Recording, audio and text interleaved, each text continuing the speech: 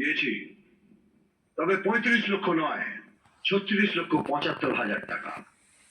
আপনি 1,75,000 টাকা কম বলছেন।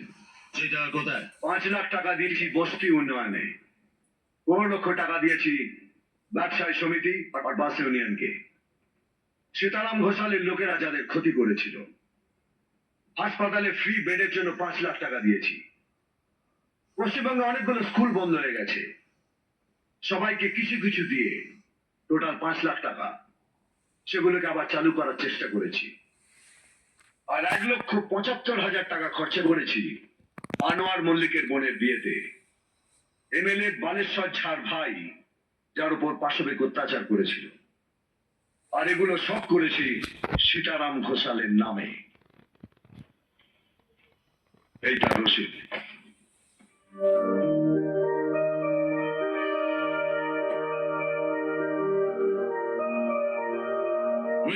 জুন একটা ট্রাক ফুটপাতে 5 জনকে পিষে দিয়েছিল।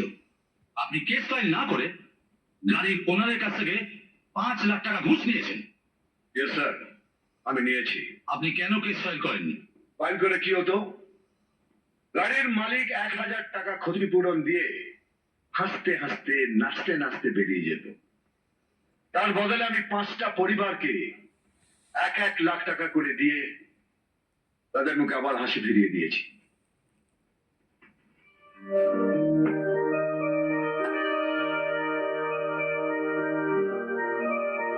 আপনি ঘুষের টাকা নিজে খেলেন না, অন্যকে দিলেন। সেটা কমিশনের বিচার্য নয়।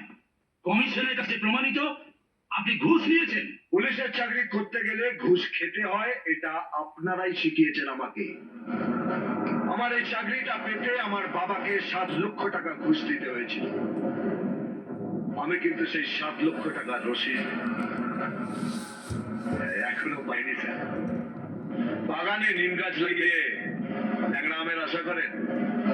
হয় কখনো? নিম গাছে ল্যাংড়া আম হয় না। পুলিশের এই ইউনিফর্মই আজ পুলিশের কাছে সব থেকে লজ্জা।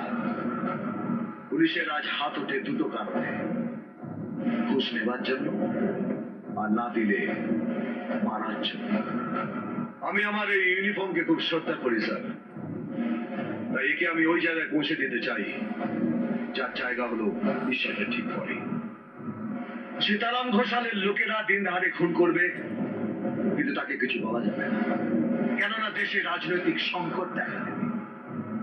দেশের জনগণ যেন চুলোয়, দেশের নেতা যেন থাকে দুধে ভাতে, তাই না স্যার? আমি সীতারাম ঘোষালের এগেইনস্টে অ্যারেস্ট ওয়ারেন্ট চাই। And now, arrest warrant? তোমরা ওখানে কি করছিলে? আঙুল চুষছিলে, আঁকড়ে মারলে না।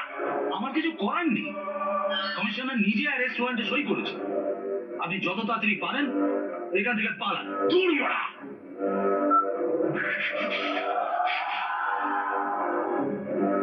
বিয়ে করবে কাল। স্বপ্ন তো সবাই দেখে, কিন্তু কিছু হয়